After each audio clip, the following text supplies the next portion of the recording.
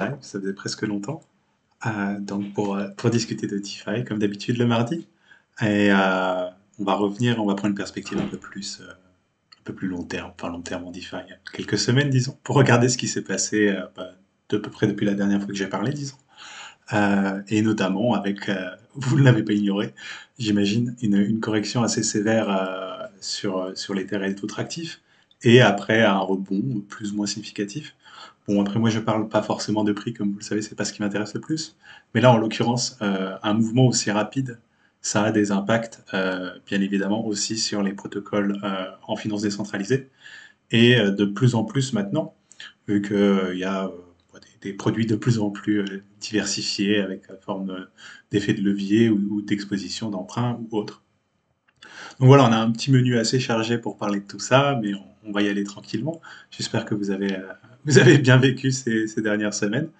Euh, Après tout, ça reste quand même dans la perspective, disons, de plusieurs semaines, plusieurs mois, ça reste une respiration, disons, pour ceux qui sont là pour la tech. Il se porte plutôt bien, je pense.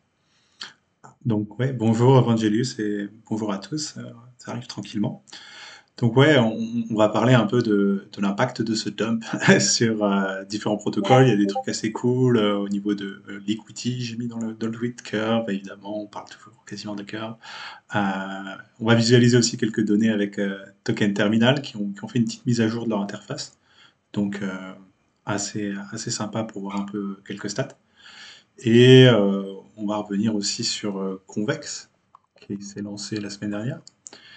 Et peut-être un peu aussi de Polygon, évidemment, puisque ça reprend bien depuis le dump. Et il y a beaucoup beaucoup de fonds qui sont migrés vers Polygon pour différents protocoles DeFi. Donc clairement de l'enthousiasme à ce niveau-là, euh, dans l'attente d'avoir Optimism, Arbitrum et les autres prétendants au trône. Donc, par contre, on va commencer comme d'hab. Moi, je fais ça assez organiquement, on va dire. Alors, ouais, si sur le. Allez, on va commencer par ça parce que ça, c'est assez cool. Et je vous en avais parlé aussi pas mal. Donc, pour ceux qui se souviennent du marché monétaire, qui est l'equity, que j'ai abordé plusieurs fois sur mon blog, il y a un des trucs qui m'intéressait dans l'equity qui est en fait, qui est dû à plusieurs choses en fait. Mais pour faire l'histoire assez courte, sans refaire tout le protocole, une des grandes innovations, c'est que tout ce qui est le système de liquidation est automatisé. Et une autre conséquence et innovation liée, disons, c'est que cette automatisation du protocole de liquidation, ça nécessite des fonds. Et les fonds utilisés, eh bien, ce sont ceux qui sont dans la LUSD staking pool, je crois qu'ils l'appellent, qui est en fait voilà, une pool du protocole où vous pouvez déposer vos LUSD et qui servent à liquider les positions quand c'est nécessaire. Ça sert de réserve donc pour liquider les positions à risque et remettre le protocole dans la zone de solvabilité, enfin pas s'assurer qu'il y reste plutôt. Euh, et donc, bien les stakers de LUSD dans cette pool ont été en soi des acheteurs assez avisés. Bon, c'est pas eux, hein, c'est le protocole qui l'a fait automatiquement. Mais puisque le crash a été assez rapide, ce qui a entraîné des liquidations assez conséquentes. Je pense que le graphe le plus parlant, c'est celui-là. C'est le graphe du nombre de troves, comme ils appellent sur l'equity, donc des volts ouverts. Et vous voyez à peu près les 600 et quelques, 400 volts et quelques qui se sont fait liquider.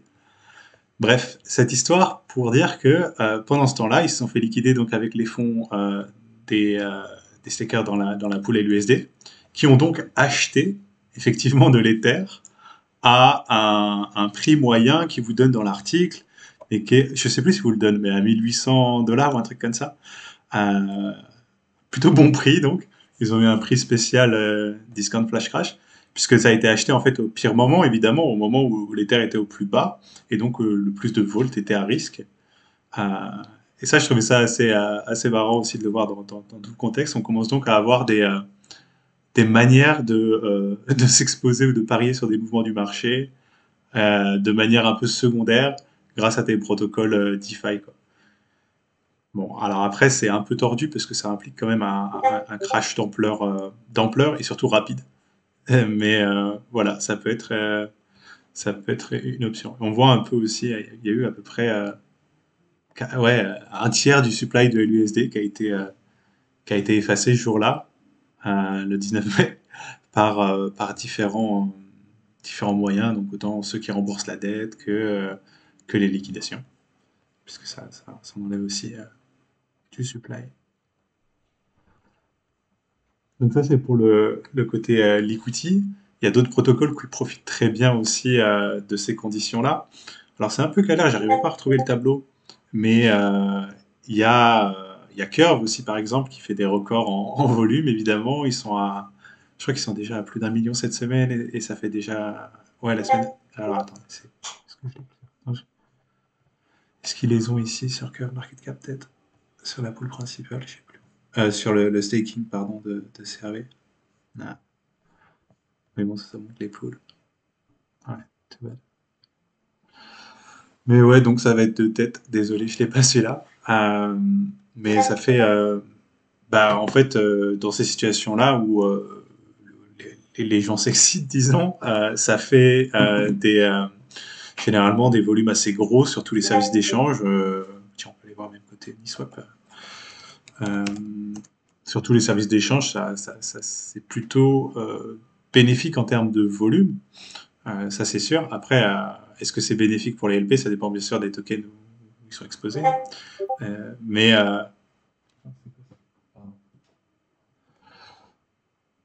Mais du coup, ouais, ça a fait une semaine en termes de métriques assez impressionnantes pour certains protocoles. Et par exemple aussi, tant qu'on y est, je vous montre Paraswap, où bon, c'est le mois en général pour Paraswap qui est assez explosif, puisque ça avance bien pour être un mois à 2 billy, et où on passe le troisième milliard à transacter sur Paraswap. Il y a eu d'assez gros volumes, pareil. Donc voilà, c'est une manière de tester un peu tous ces systèmes, et notamment aussi même sur le swap inter-asset sur les pool curves, il y a eu un bon gros fat swap de 32 millions de dollars, je crois, un dump bien sûr, mais qui a fonctionné sans problème. Donc ça aussi c'est assez positif sur le long terme pour les protocoles. Donc ouais, je vous propose d'aller voir avec Token Terminal. On reviendra sur les curve market caps après. Parce qu'ils ont fait une petite. Alors, je vais vous le mettre dans le chat déjà, on va commencer tranquillement.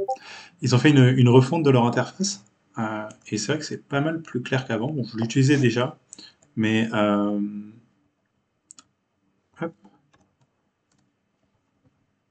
Alors, des métriques sur les liquidations dans la DeFi, bon, les volumes, c'est assez dur à mesurer, ça dépend quelle ampleur tu prends. Pour l'equity, là j'avais montré quelques stats, quelques chiffres que j'ai pris de leur blog post.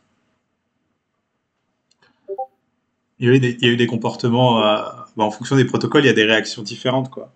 Par exemple, il y avait, bon, tu m'as envoyé ça, je crois que j'ai même un tweet, attends.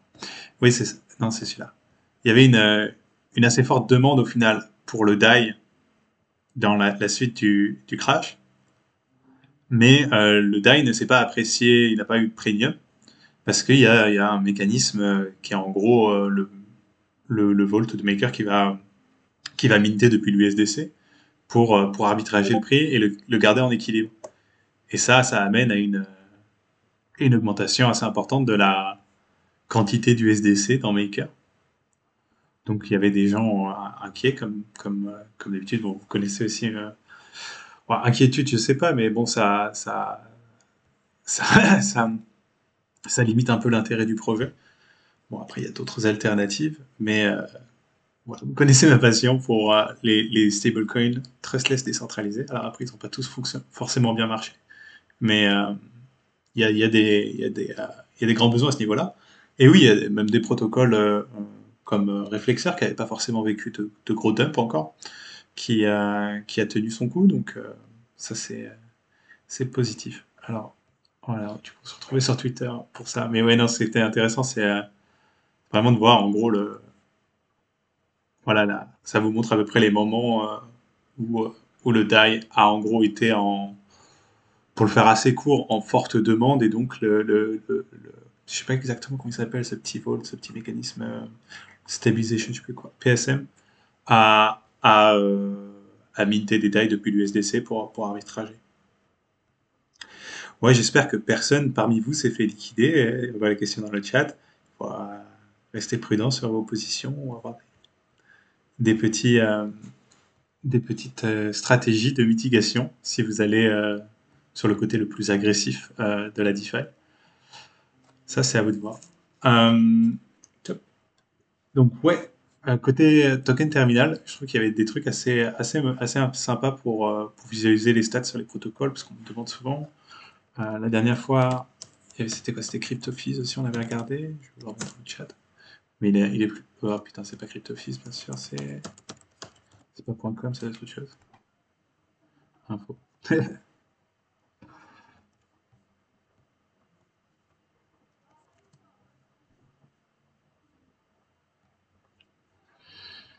Mais ouais, donc il y a un peu plus de protocoles sur Token Terminal, c'est plus détaillé, c'est pas les mêmes, c'est pas juste aussi les fees brûlées pour utiliser la DApp. Là, ça va aussi au niveau des revenus. Et du coup, aussi un token aussi potentiellement, tout ce qui est PS et des choses comme ça. Donc ça peut être assez intéressant. Là, je vous le montre par exemple pour AV. Mais voilà, vous voyez qu'il y a pas mal de choses. On peut voir des trucs assez sympas en termes de tendance. J'avais regardé Reflexer. Je crois qu'on voyait bien un peu le. Ouais, voilà. L'excitation initiale un peu qu'il y a eu au niveau du prix du rail, où en gros la market cap était. Bon, après, c'est des échelles complètement différentes, mais ça vous donne aussi un peu une sorte de rapport pour les tokens, pour évaluer un peu ce qui se passe si vous êtes plus dans des métriques classiques. Et c'est vrai qu'en ce moment, bon, alors après vous en faites ce que vous voulez, mais ça fait beaucoup de sens. Tout le crypto Twitter s'excite sur, en gros, le prochain cycle sera fait d'assets productifs. Et bon, il découvre la DeFi, quoi. J'ai envie de dire. Non, je résume un peu.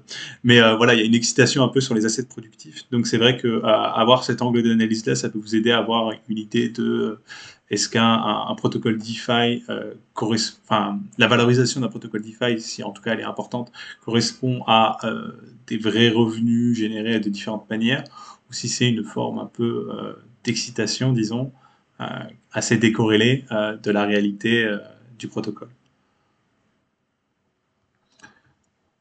Et oui, c'était aussi sur celle de Balt. Ça vous permet aussi de voir parfois certains écarts un peu comment dire, assez prévisibles au final. Par exemple, sur Balancer, où le prix s'était beaucoup excité en prévision de la V2. Et au final, maintenant, bon, avec les conditions du marché aussi, a pas mal corrigé depuis. Donc un cas classique en crypto du buy the rumor, sell the news, quoi. Mais ouais. Alors attends, Gatesense. Sur Token Terminal, il faut juste faire attention entre PS et PE. Il ne calcule pas le ratio revenu token, mais revenu token plus LP provider par exemple. Ah ouais, d'accord. Ouais, c'est vrai qu'après, il y a des choix à faire au niveau de ces métriques. Euh, mais bon, c'est déjà pas mal d'avoir autant de protocoles. Après, c'est vrai qu'ils n'ont pas les revenus pour tous. Et c'est pas forcément à prendre tel quel. Après, si vous vous intéressez à un protocole en particulier, généralement, il va y avoir un outil spécifique à celui-ci pour, euh, pour creuser, qui peut montrer des choses assez intéressantes. Il y a quand même des trucs aussi assez saisissants quand même. Par exemple, le MetaMask, qui n'est pas un protocole DeFi, mais qu'il ne faut pas oublier sur MetaMask, vous avez les swaps. Et il y a un petit free. En gros, ça agrège les agrégateurs et ça rajoute un frais. Et eh bien, il est quand même assez utilisé puisque en termes de frais collectés, c'est assez conséquent. Euh, Là, c'est quoi? C'est par jour? Ouais, par jour, ça fait des 200, 300, 400 k, avec un pic là récemment, une très belle journée en termes de trading sur MetaMask, à 3 millions de revenus, quoi. C'est impressionnant enfin moi ça me laisse un peu de marbre quand même pour le service apporté.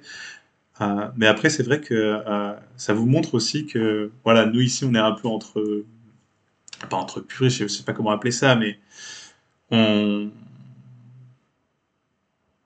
par rapport à cette charte-là, j'ai envie de dire, entre gens où ça dérange pas d'ouvrir un site pour éviter un fee de 0,5%, mais il y a des gens qui ont une approche où avoir tout en un dans un wallet, ça a de la valeur, et qui savent que le fee soit là, pardon pour le micro-bump, qui savent que le fee soit là ou pas, en fait, ils s'en foutent, c'est juste, c'est l'approche est plus pratique pour eux, ça leur convient, quoi.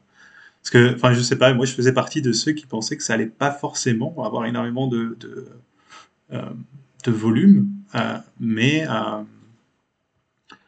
en fait, ben voilà, une fois de plus, les faits me montrent, me prouvent que si. Euh, et donc, tu dis, ouais, MetaMask, ça capte du revenu à ce niveau-là, c'est sur les frais. Euh, donc, tu peux faire des swaps avec ton MetaMask maintenant, et depuis un petit bout de temps. Est-ce qu'on peut même les montrer là? Bon, après, ça, avec un compte vide, ça va pas être très pertinent, mais ouais, tu as les swaps là, par exemple. Euh, mais, comment dire, ils prennent un frais qui est 0,05%, je crois, un truc comme ça. Mais en plus de, du frais, de tous les frais que tu vas pouvoir payer quand tu fais un swap, parce que ça va être par exemple, je sais pas, routé sur Uniswap ou des choses comme ça.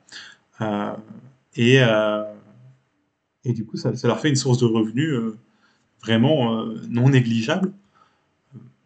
Et plus assez diversifié, puisque c'est du frais collecté dans différents tokens à hauteur de leur volume de trade, quoi. Donc c'est un peu une exposition DeFi passive automatique.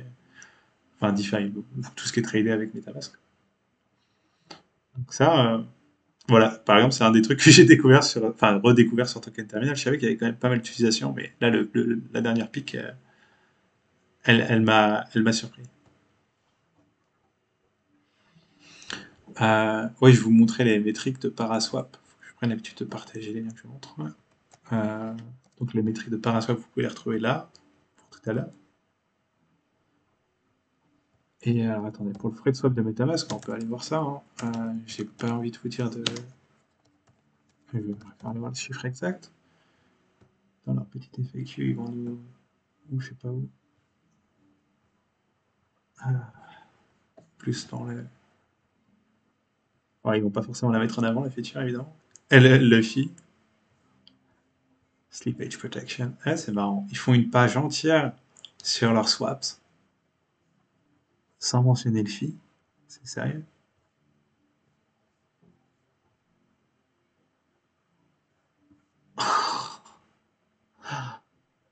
C'est ouf. Donc pour un gars qui découvre vraiment, ah ouais,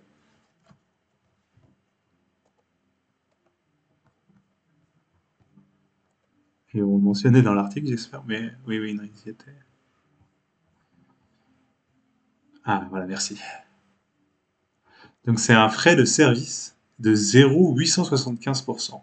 Ah oui, quand même, pardon. Non, je le voyais plus bas euh, que, euh, que ce que je vous ai dit. Donc 0,875%, c'est presque 1%. Ça me semble quand même assez conséquent. Waouh.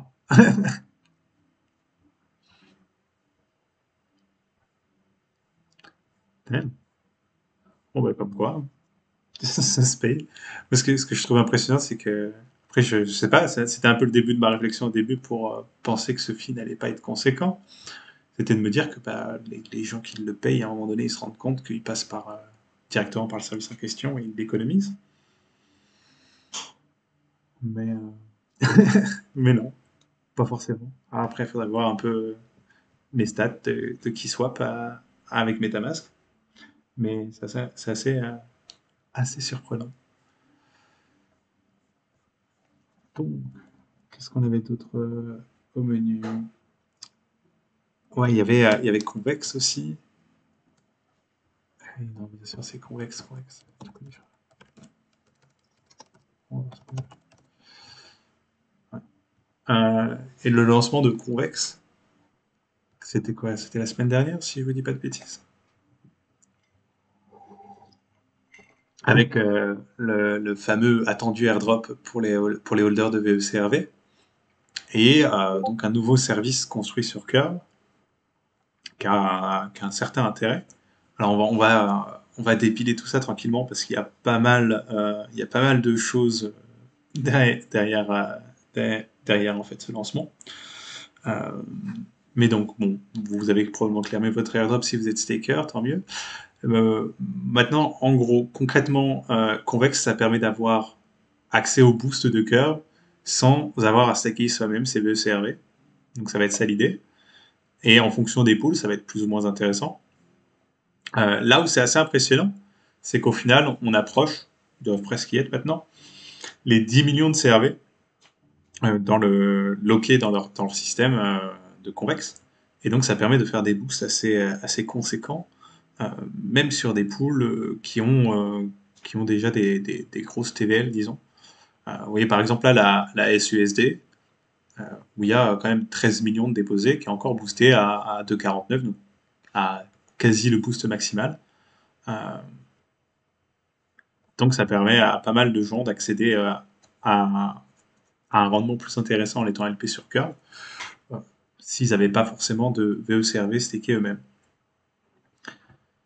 Et ça remet un peu de comment dire d'enjeu dans la course au VECRV, quoi. On en parle pas mal sur cette chaîne, mais puisque ça crée en fait une nouvelle whale, un peu un concurrent ailleurs en la matière.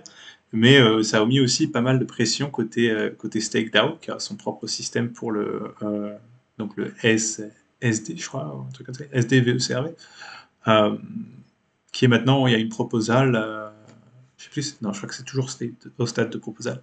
Il y a une proposal pour avoir une pool balancer euh, de pour rendre liquide en fait leur VECRV loqué, enfin la tokenisation de leur VECRV loqué à perpétuité et permettre aux gens de le vendre, comme c'est le cas sur Convex. Et c'est ça aussi qui fait que ça a peut-être mieux pris, c'est que donc il y a une pool très liquide entre le CVX CRV et le CRV. Le CVX CRV étant le CRV loqué à perpétuité pour du VECRV, mais enfin sur Convex et donc géré par Convex, permettant le boost des pools sur Convex. SDVE CRV, merci Gatestab. Ah, c'est marrant, ils envisagent une pool 80-20 du coup. 80% sur le CRV et... Ouais, d'accord. Hmm.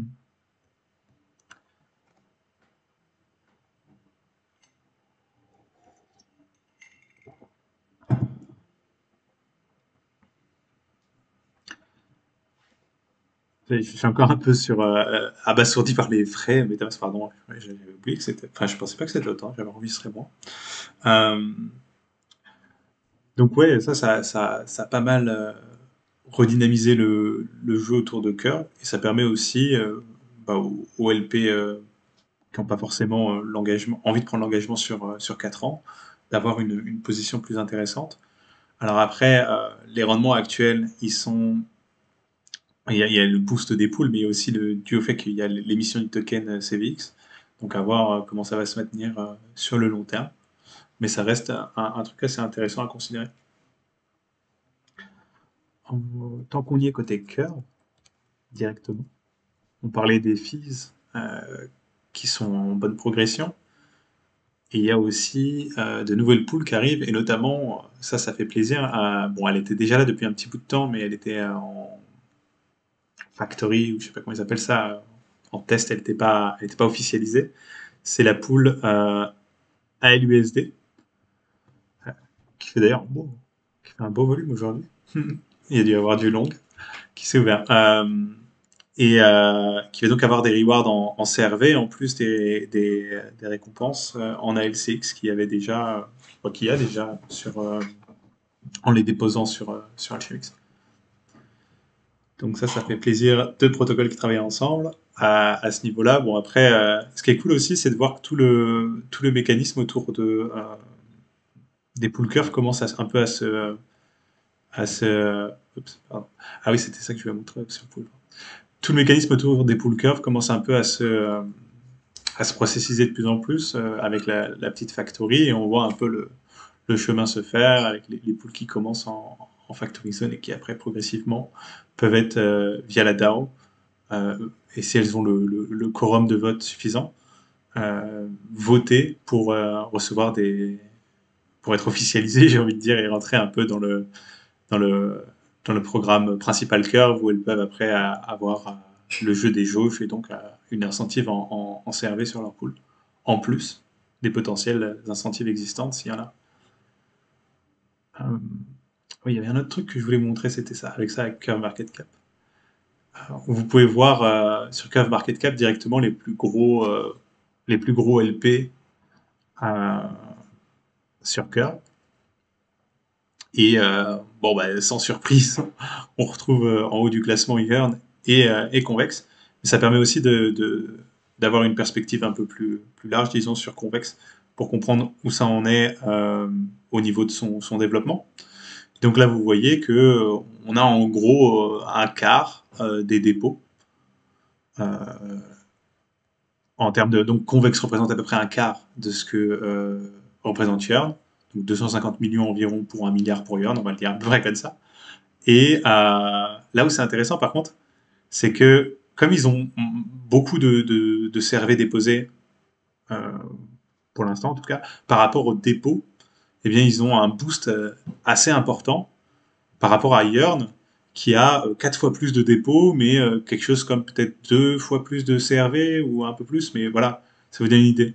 Donc en gros, pour l'instant, le ratio est favorable et ils arrivent à booster plus que Yearn ne peut booster en moyenne par pool. Et bon, si vous voulez vous faire plaisir, ça euh, c'est enfin en gros le dashboard curve de Convex. Donc ça vous donne un peu les différentes pools, combien de déposés, et ce que ça génère par jour. Enfin, ça c'est tout en bas. Mais ça fait quand même déjà un protocole assez productif, disons, puisqu'on est sur un profit à la semaine. Bon alors ça, faut garder en tête que c'est ce que gère le protocole, hein. Donc c'est pas les profits que va prendre Convex pour le protocole Convex, mais de 1,4 million par semaine. Donc de profits de base, la majorité allant pour les LP et une petite partie étant prise pour le protocole. Et donc ça fait déjà un truc assez synergistique, quoi, puisque ça c'est quand même un peu une des métriques, disons, pour juger ce protocole, ça va être est-ce que ça aide effectivement les LP qui l'utilisent à réaliser un retour intéressant.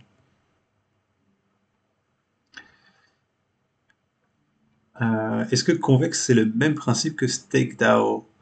Pas vraiment. Enfin, il y a un peu de redondance dans le sens où bah, il y a cette idée d'avoir une réserve de CRV et de permettre après à d'autres gens d'avoir un accès à ces boosts sans avoir à gérer eux-mêmes tout le mécanisme de CRV, de lock et ainsi de suite. Mais StakeDAO se veut un peu plus vaste, disons. Là où Convex, lui, se veut plus spécialiste.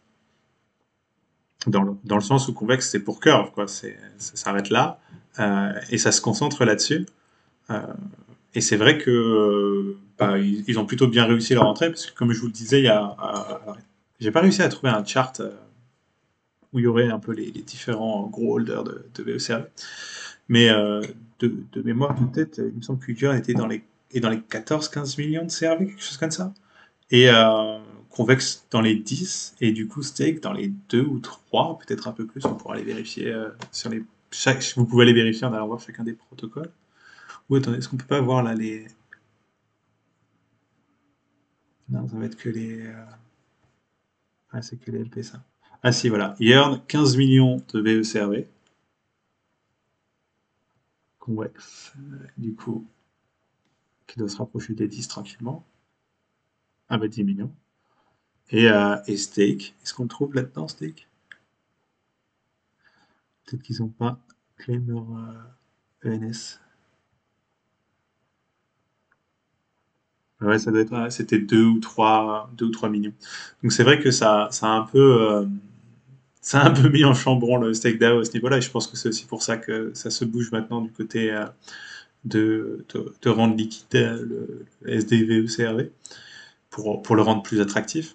Parce que c'est vrai que d'un coup, l'arrivée de Convex a rendu l'option beaucoup moins pertinente, quoi, disons, puisque ben, côté Convex, c'est liquide, le CVX CRV, Et en plus de ça, notamment au début, mais encore aujourd'hui, il y avait il y a de quoi faire des rendements assez attractifs, que ça soit en stake direct ou en liquidity providing. Donc voilà, maintenant c'est surtout une question de comment ça va se structurer sur le temps, je pense, tout ça, encore une fois, non. Au niveau de Convex, et notamment, j'ai envie de dire, et c'est ça qui est un peu marrant, c'est au final c'est un protocole sur Curve pour simplifier euh, l'expérience de LP sur Curve d'une certaine manière, ou offrir une interface plus facilitée. Mais maintenant, il y a tout le jeu au niveau du CVX et du CVX-CRV qui se met en place. Et donc le staking de CVX et l'apport de liquidité. Et va falloir voir aussi après comment dire, le, euh, les premiers claims de profit au niveau du protocole, donc sur CVX et CVX-CRV, voir ce que ça donne, parce que pour l'instant, c'est pas, les API ne sont pas affichés. Mais voilà, ça va aussi après être assez structurant, je pense, pour voir si au niveau à la fois du token et du protocole, il commence à y avoir une bonne synergie et, euh, et ça se pérennise, quoi. Mais ça semble assez bien parti. Et puis, a priori, il faut pas oublier aussi, c'est la beauté et la fatalité de Curve, j'ai envie de dire. C'est que bah, c'est CRV, ça y est, ils sont bloqués pour 4 ans, c'est fini, quoi. Enfin, dans le sens, ils vont pas partir. Donc, a priori, il y aura toujours. Ça crée, j'ai envie de dire, une sorte de plancher de la TVL sur Convex, proportionnel à ce que peut booster ce qu'il possède en CRV, pour le dire assez explicitement.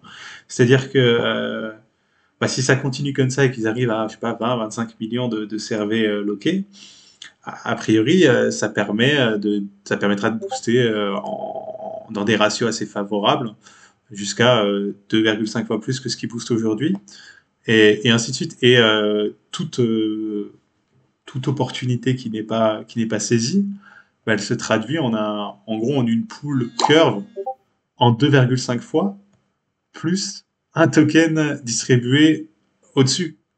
Concrètement, c'est ça. C'est en gros pour bien faire comprendre, c'est-à-dire que s'il y a de l'excès de CRV sur Convex par rapport au dépôt, bah, ils peuvent booster comme c'est le cas.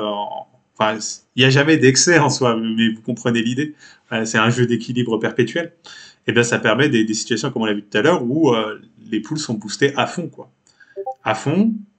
Et en plus de ça, il y a la distribution de CVX.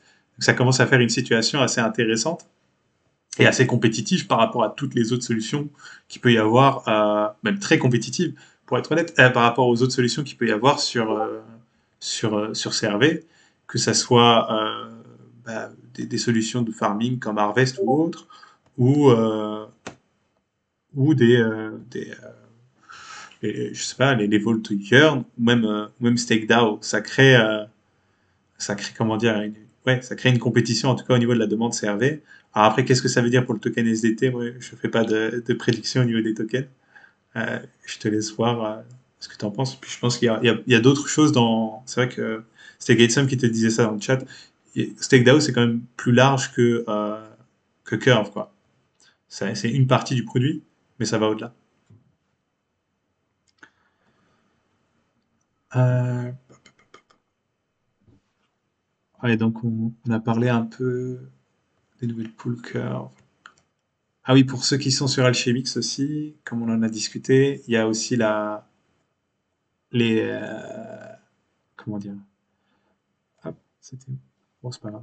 C'est la pool de LP qui va avoir les rewards en sushi. Ça aura pris du temps, mais voilà, ça crée un petit truc en plus et ça va être intégré avec tout le reste, je pense. Donc pareil pour ceux qui sont dans le Vault Pickle ou autre. Et moi, un truc que j'attends pas mal aussi, c'est le Vault en IS sur Alchemix. Donc après, à voir quelle source de rendement va être utilisée. Ça va être, je pense, ça va être moins en termes de max LTV ce que vous pourrez emprunter parce que sinon les emprunts vont être trop longs. Mais ça va être assez intéressant, ouais, pour avoir une manière de mobiliser ces IS avec l'approche d'Alchemix qui parle pas mal à notamment moi ou d'autres personnes. Je sais pas trop comment la décrire, j'aime pas trop l'idée d'investissement gratuit comme tu le vois dans les vidéos, comment j'ai acheté un bateau gratuitement là, mais non, c'est quand même pertinent. Et ouais, Ral Peter, la vidéo de Rect, d'ailleurs si quelqu'un a un lien, n'hésitez pas à la mettre dans le chat. Elle est vraiment cool, ouais, elle est bien faite, propre, ça fait plaisir de voir des contenus comme ça assez pro sortir par rapport au sujet. Euh, donc, non, franchement, allez la voir. J'espère qu'ils vont faire ça de manière un peu plus régulière, parce que je pense que ça peut vraiment aider euh, les gens qui sont pas encore informés à avoir un regard assez...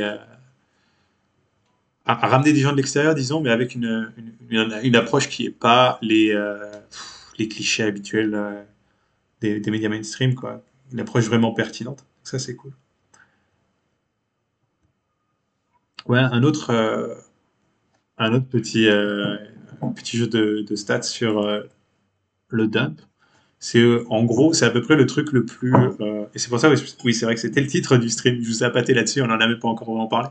Mais donc pour moi, tout ça, c'est quand même un. Bon, alors c'est clairement, c'est pas pour moi, ça c'est clairement un stress test. Ça a été un stress test, comme l'a été mars de l'année dernière pour la DeFi, dans le sens où on a eu un mouvement rapide sur l'Ether, un mouvement rapide du prix de l'Ether, et à l'époque et aujourd'hui en plus, encore plus, il était utilisé comme collatéral pour différentes utilisations en DeFi. Et donc, il y a eu tout un jeu, série de liquidation, et ainsi de suite. Il y a eu plein de choses qui se sont mises en route. Marché du gaz qui s'est emballé, c'est pas tout rose, mais concrètement, le système a fonctionné. Et ça paraît un peu modeste de dire ça, mais c'est pas rien parce que je rigole pas quand je vous dis que la finance décentralisée est structurellement supérieure à la finance classique. C'est que même à ce niveau-là, c'est assez clair. C'est qu'est-ce qui se passe dans un marché classique quand il y a quelque chose comme ça qui arrive? Les gars, ils mettent pause. C'est un truc qui s'appelle les backstops, je crois, en anglais, ou un truc comme ça. Mais en gros, c'est, voilà, on suspend les marchés, tout le monde réarrange sa petite cuisine de leverage et tout ça, et on repart. Nous, on n'a pas besoin de joker comme ça parce que l'équilibre se fait euh, de manière, de manière fluide, même quand le marché bouge et même quand les gascos sont délirants. Donc ça, c'est assez positif. Et là, donc, ce que je vous montre à l'écran, c'est à peu près le plus violent de ce qui s'est passé. Non, si, ouais, USDT. En DeFi sur Ethereum, c'est quelques stablecoins de seconde zone, disons, qui ont un peu perdu le peg pendant une journée à peu près, et qui étaient dans des pool curves. Donc, à voir après s'il y a eu de l'arbitrage ou des trucs assez intéressants à ce niveau-là. Donc, c'est le UST et USDN. Alors, je vous avoue que moi, je sais pas trop, j'avais pas trop suivi ça, je sais pas à quel projet il correspond. Mais rassurez-vous, le canard de le USDP a tenu. Et bien sûr, tous les autres ont tenu. Bon, on a parlé après avec leur fonctionnement, quoi. C'est-à-dire, par exemple, le DAI qui accumule de l'USDC, Maker qui accumule de l'USDC pour maintenir le peg du DAI, pour être exact. Euh, voilà, mais au moins ça tient, ça tient la route et ça décolle pas avec un premium de taré. Mais par contre, et c'est là aussi où c'est assez intéressant, c'est que ça c'est le cas pour Ethereum où tout a tenu et ça a été assez ferme. Sur d'autres chains, il y a eu des jours un peu plus sombres. Voilà, moi je vais pas vous faire la danse sur la BSC, mais bon, il y a eu des trucs assez prévisibles. Ah, UST c'était rare, ok d'accord, merci Guy. Euh, il y a eu quoi? Donc sur la BSC où ça a pris assez cher, il y a Vénus, leur sauce de marché monétaire interne qui a eu quelques petits soucis, et le cas du mint du penny à l'infinité, euh, et peut-être un ou deux autres trucs. Donc voilà, ça montre aussi que en situation de crise, c'est quand même les chains les plus résilientes qui tiennent le coup. Donc faites vos choix en conséquence. Voilà, ça je pense que si vous êtes ici, c'est déjà le cas. Alors, un truc qui me frustre au plus haut point, c'est DeFi Lama avec Polygon. Parce qu'on a les stats sur le réseau lui-même, mais il donne toujours le détail par protocole est toujours pas vraiment fourni. Et il n'y a toujours pas, à ma connaissance, euh, de bons tours d'horizon, si tu veux, un aperçu de la TVL sur Polygon et de où elle est, quoi. Donc c'est le mieux que j'ai à vous montrer, mais vous voyez bien que bah, ça a bien, en gros, le crash a pas du tout nuit à la TVL sur Polygon, parce que, bah, comme on en parlait tout à l'heure, les coûts en gaz assez élevés ont dû pousser des gens à, une fois qu'ils ont sauvé leur position sur le mainnet, probablement les migrer sur des solutions moins coûteuses. Et, euh, et donc, forcément, Polygon a ramassé pas mal de la mise, vu que c'est celle qui est dispo pour l'instant. Mais voilà, on a toujours Optimism qu'on attend de pied ferme et Arbitrum. Et côté Optimism, ça devrait pas tarder. Bon, on dit ça depuis tellement longtemps maintenant, mais c'est vrai qu'il y a maintenant, il y a même le mainnet qui est déployé, enfin, qui était déjà déployé, mais il y a le network dans MetaMask pour ceux qui sont sur le L2 Synthetix, qui est vraiment, qui est là, tout est familiarisé, tout est prêt. Donc au final, c'est peut-être qu'une question de quelques jours à savoir. Mais c'est vrai qu'à la base, quand dans le blog post d'Uniswap V3, ça annonçait que la version Optimism arrivait peu de temps après la sortie de la V3.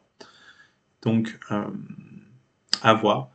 Problème de multisig sur Polygon, ouais, on a mentionné, non? Je crois déjà une fois. Mais après, oui, ça c'est à chacun de voir. C'est le compromis qui vient avec la solution pour l'instant. Après, ça reste une des solutions de scalabilité les plus friendly d'Ether sur le long terme. Mais oui, renseignez-vous quand même avant de migrer vos fonds. Et aussi sur les briques, il y a des limitations parfois dans certains sens pour certains tokens au niveau de la liquidité. Par exemple, pour renvoyer du Matic sur le mainnet, ça passe pas par la Postbridge, mais par un autre truc là, et ça prend une petite semaine.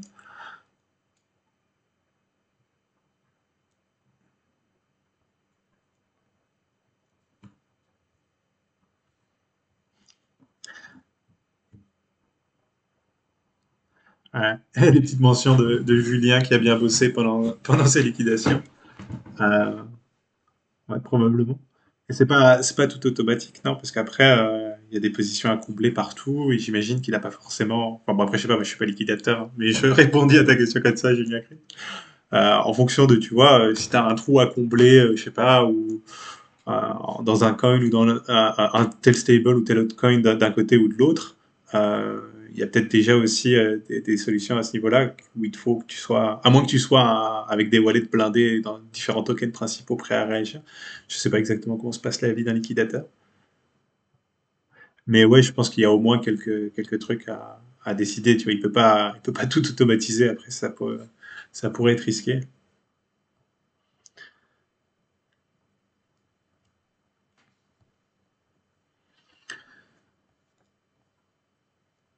Mais donc, ouais, Polygon qui a beaucoup pris en TVL avec Sushi. euh, et bah, Paraswap, ça tourne bien aussi sur Polygon. On fait pas mal de volume là-bas. Mais c'est vrai que moi, je vous cache pas que quand on voit. Alors, à défaut d'avoir comment dire, un DeFi Lama qui gérerait proprement Polygon avec tous les protocoles, euh, le mieux, grosso modo, si vous voulez avoir un aperçu de ce qui se fait sur Polygon, je crois que vous l'avez déjà mis, c'est le VFAT. Et c'est vrai que pour l'instant, en termes. Alors, bon, on va le préfacer comme ça.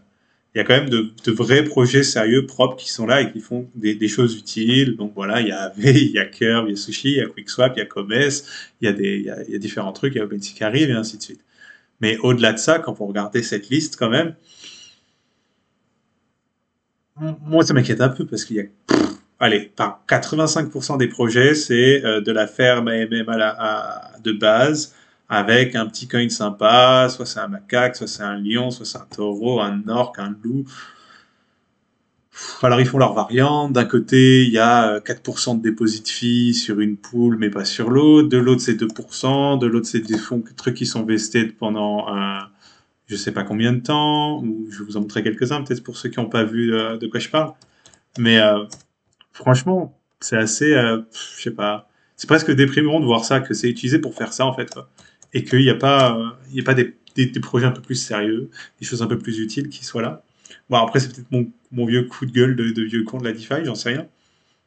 Mais voilà, ça c'est voilà, donc je découvre avec vous Snake, Polysnake, qui est une énième ferme à la con sur Polygon, où comme d'habitude, c'est toujours à peu près le même schéma. Donc vous avez leur token natif, vous pouvez le déposer pour le farmer avec des API à l'infinité sans frais.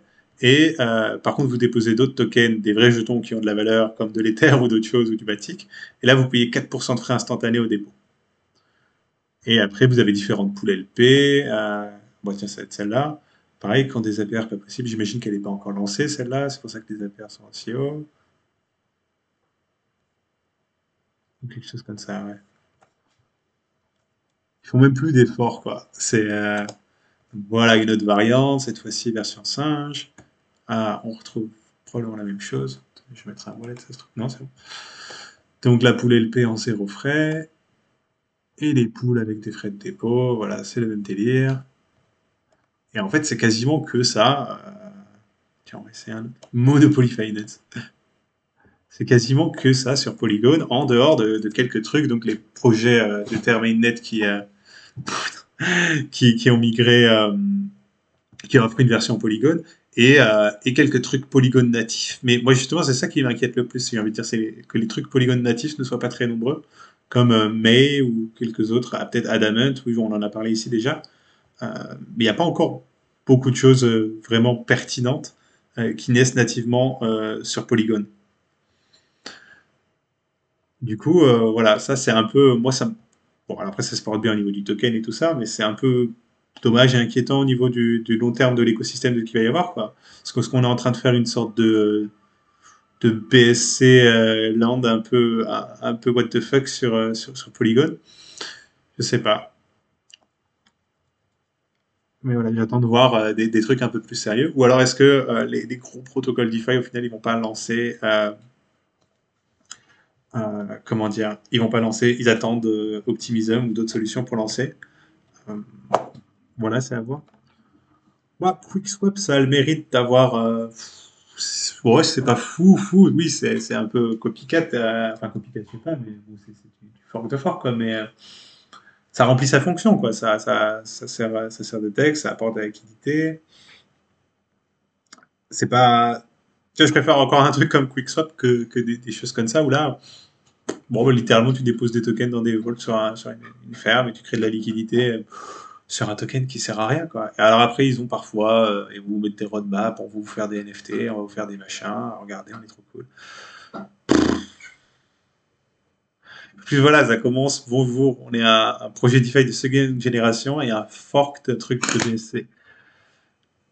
Je suis même pas forcément envie d'aller plus loin. La documentation est minimale, généralement le principal truc qu'ils mettent en avant, c'est qu'ils ont enlevé le code de migration sushi, ou je sais plus quel code de base ils prennent. Donc en gros, le truc le plus dangereux du code qu'ils ont fork. Euh, mais voilà, c'est pas forcément innovant. Après, c'est pas du tout une charge contre Polygon, hein, mais je suis très content que ça soit là au niveau. Moi, je l'utilise déjà et que ça aide les gens à démarrer. Maintenant, il y a tout ça, il y a plein d'autres trucs cool sur Polygon. Ce que je dis, c'est plus le côté pourquoi il y a autant de merde autant aussi sur Polygon, quoi. Mais après, c'est peut-être juste la conséquence à accepter du fait que c'est. Mais les gas costs sont quasi nuls et donc c'est pas du spam attack, mais presque, j'ai envie de dire, quoi, à ce stade, avec toutes les variantes qui sortent. Donc, ouais. Est-ce que ça va pas nuire sur le long terme? Je sais pas. Mais c'est vrai que oui, je pense que l'approche prudente, comme dit Smarty, c'est utiliser que les projets IS sur Polygon, où j'imagine, tu veux dire par là ceux qui sont déjà, qui viennent d'Ether et qui ont proposé des versions Polygon.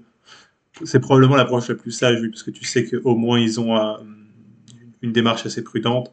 Que c'est pas des, enfin, voilà, c'est des trucs que tu connais, c'est du curve, c'est du AV, c'est du sushi. C'est pas en plus des petits protocoles, quoi.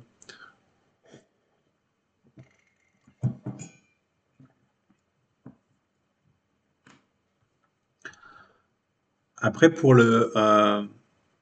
alors pour me demander pour le server Polygon, Il y a déjà un CRV Polygon, il y a même une pool sushi avec des incentives assez sympas, il me semble. Mais au niveau des holders de CRV, comment dire, des rewards en CRV pour la pool Polygon, euh, je sais pas où ça en était, mais je crois qu'il y avait, c'est en discussion, ça devrait se faire.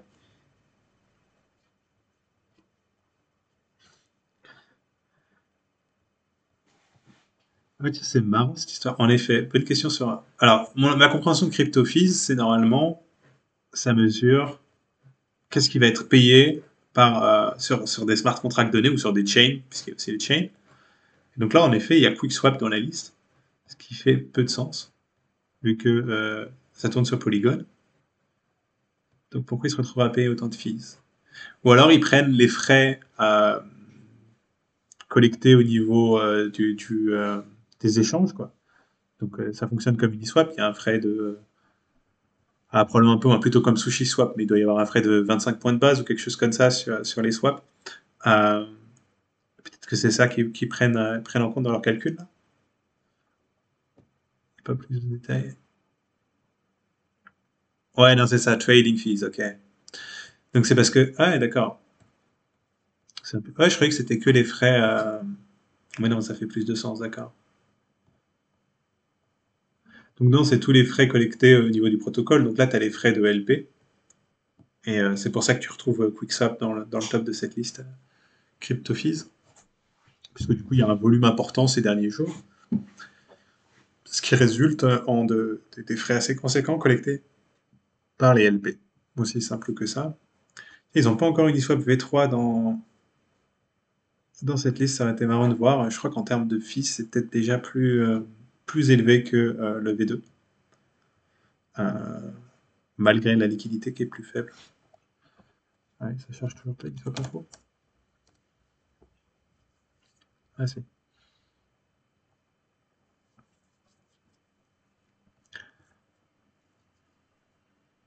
Ah mais il n'y a pas.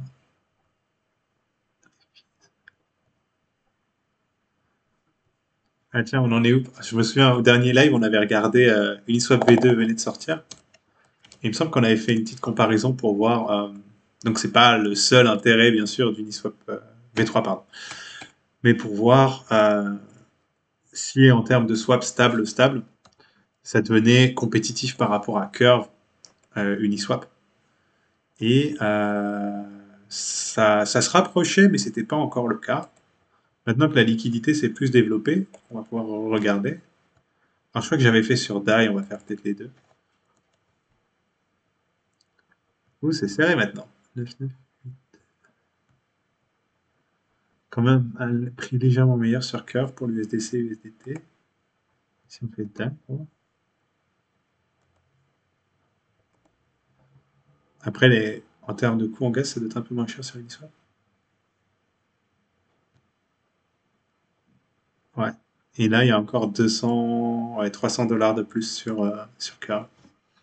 Donc ça, c'est vraiment resserré en tout cas. Ça, c'est sûr.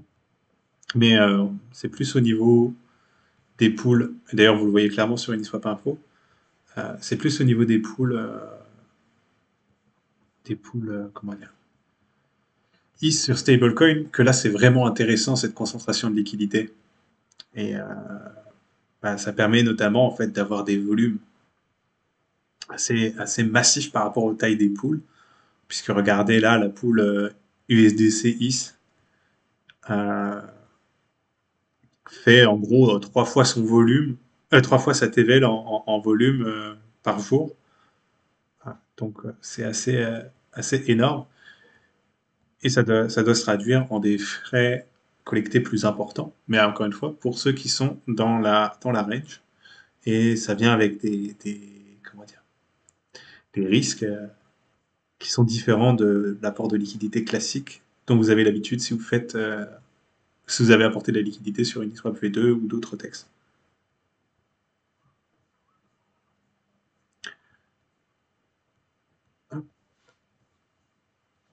Donc voilà, moi c'était à peu près le tour d'horizon que je voulais vous faire. N'hésitez pas si vous avez des petites questions, j'ai encore un peu de temps.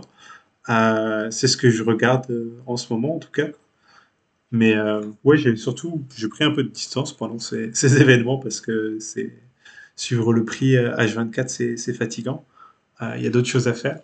Et oui, je vous invite à faire de même. Enfin, surtout à savoir, en fait, c'est ça qui est sympa une fois que vous avez un peu de roulé votre boss en DeFi, c'est savoir concrètement votre exposition, est-ce qu'elle a, est-ce qu'elle a besoin de gestion ou pas, quoi. C'est-à-dire qu'il y a encore plein de manières de faire des choses assez passives. Je crois que je reviens un peu à mes premiers amours, pour ceux qui avaient lu le Financial Service Guide, là, je sais plus comment je l'avais appelé, où j'avais classé en fait les stratégies DeFi qui a un an et demi en passive ou active.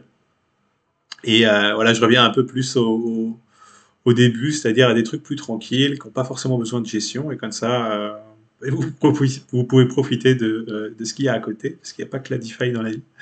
Euh, et c'est pas plus mal non plus, quoi. Ça dépend de voilà, à quel point vous voulez être à cran, on peut le dire comme ça. Alors, CVX a-t-il un avenir alors qu'en 2025-26, il n'y aura plus de farming de CRV? Ah, c'est vrai que c'est une bonne question. C'est bon, après, ça laisse quand même de la marge en termes d'années pour imaginer ce qu'ils peuvent faire avec. Je pense qu'ils ont surtout, comme je le disais tout à l'heure, des enjeux plus présents au niveau de réussir. Bon, là maintenant, ils ont a priori un bon fit. Ça attire des CRV, les gens lock. Donc maintenant, la boucle, ça attire des CRV, du coup, ça attire des LP, et ainsi de suite. Ça devrait continuer à tourner. Maintenant, pour que tout ça, ça continue à tourner sur le long terme, il faut que la boucle côté CVX et CVX CRV soit pertinente aussi. Donc voilà, en gros, pour le faire simple, et c'est vraiment une boucle dans une boucle, quoi. C'est-à-dire de la même manière que Curve a réussi à faire que ces apporteurs de liquidité deviennent des holders de CRV sur le long terme, stake leur CRV pour apporter plus, ils font les allers-retours comme ça. Et bien maintenant, il faut que Convex arrive à faire en sorte que les utilisateurs de Convex, qui sont donc aussi des LP sur Curve, euh, aient un intérêt à, en gros, garder leur CVX dans le système d'une manière ou d'une autre, en CVX CRV ou en CVX, et avoir tout un système à ce niveau-là, Apple Staking, partage des revenus, qui est déjà en place et qui va se... Enfin, pour certaines poules, qui va se mettre en route pour d'autres. Mais voilà, c'est plus moi à ce niveau-là que je vais regarder pour avoir une idée de qu'est-ce que va donner Convex dans sa première phase de vie. En 2025-2026, quand il n'y aura plus de minting de CRV, je pense que d'ici là, on aura déjà pas mal d'autres choses à se mettre sous la dent. Mais ouais, même au niveau de cœur, quelques versions de plus, je pense que voilà, on n'est pas prêt.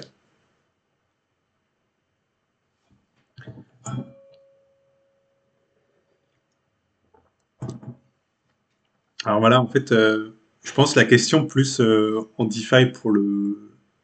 Ah, attends, il y a quelqu'un qui demande. Ah non, le RL, c'est bon, tu l'as? Ouais. La question plus, ouais, pour le court moyen terme en DeFi, ça va être, comme on disait, le lancement de ces autres solutions de scaling euh, que Polygon, donc principalement, euh, ça va être Optimism, Arbitrum, et même celles qui existent déjà, Loopring et les approches en ZK. Et un peu quelle redistribution de cartes il y a, s'il y en a eu, ou alors quel genre de nouveaux usages ça attire, et de voir un peu en gros la topologie, la topographie, j'ai envie de dire, des solutions de scalabilité, quoi. Est-ce qu'il va y avoir, c'est un peu le truc comme d'habitude, est-ce qu'il va y avoir des spécialisations ou pas par chain? Je pense pas au final, ça va plus être une question de juste un gradient, un spectre de différentes approches qui ont des compromis euh, euh, qui ne sont pas les mêmes, que ce soit autant en termes de sécurité ou alors en termes pratiques. On parlait des délais de retrait ou des choses comme ça. Et, euh, et voilà, après, l'usage décidera un peu les principaux. Je pense que Polygon a quand même une place assez établie maintenant. Euh, et voilà, après, est-ce que ça va durer? Il n'y a pas de raison que ça s'arrête, en tout cas pour l'instant. Ça reste la solution la plus dispo pour aller faire de la DeFi dans un sous-domaine d'Ethereum, disons, avec avec des options assez pertinentes. Il y a quelques trucs sur d'autres sidechains. Ça commence un peu sur XDAI, mais c'est pas encore très dense. Salut Dorade Royal, bah, tu arrives un peu à la fin, ouais, mais n'hésite pas à voir le replay, c'est dispo sur la chaîne.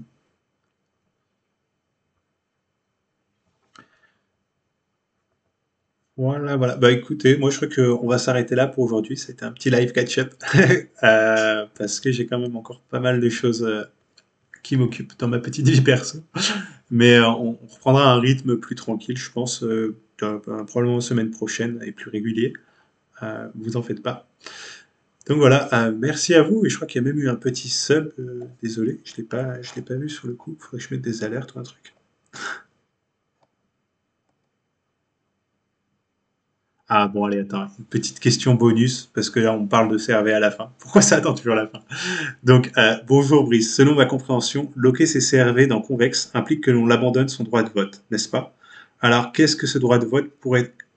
Alors, en gros, est-ce que ce droit de vote pourrait un jour être monétisé? Alors là, il y a plein de choses d'un coup.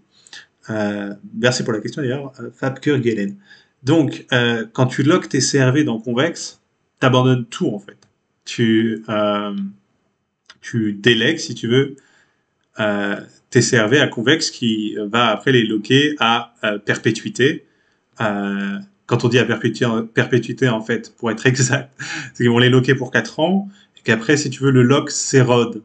Et donc, en fait, ils rafraîchissent le lock régulièrement. Voilà, c'est un peu le schéma, mais donc à perpétuité.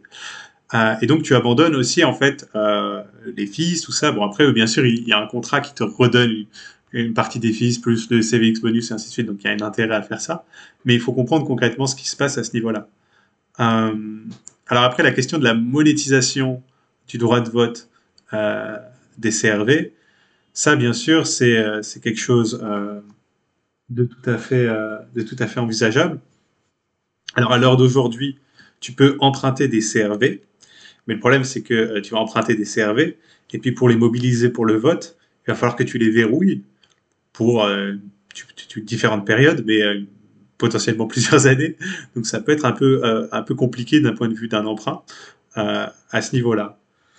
Et en effet, il y a des solutions qui travaillent sur, en gros, la tokenisation d'une partie, la délégation, en fait, la tokenisation qui permettrait de déléguer une partie des capacités qui sont offertes par le VECRV. Et ça permettrait d'envisager des splits entre, disons, l'utilisation purement financière du VECRV, si j'ai envie de dire, donc de collecter ces fees de Street Pool Curve qui correspondent au volume réalisé par Curve, et après de booster ces pools, et potentiellement aussi de voter sur les coach allocation là. Donc en gros, quel pool reçoit combien de CRV par semaine. Mais après, voilà, tu pourrais potentiellement déléguer la dernière partie qui est donc qui est un peu double, qui est tout ce qui va être sous l'onglet de la gouvernance, qui est donc à la fois la capacité à soumettre une proposale, ça c'est si tu as plus de 2500 VECRV, je crois, et ta capacité à voter sur ces proposales. Et là, ouais, tu peux envisager des choses. Il y a des petits hints dans le chat à ce niveau-là. Mais pour l'instant, il n'y a rien de live. Mais c'est vrai que ça va être assez intéressant. Et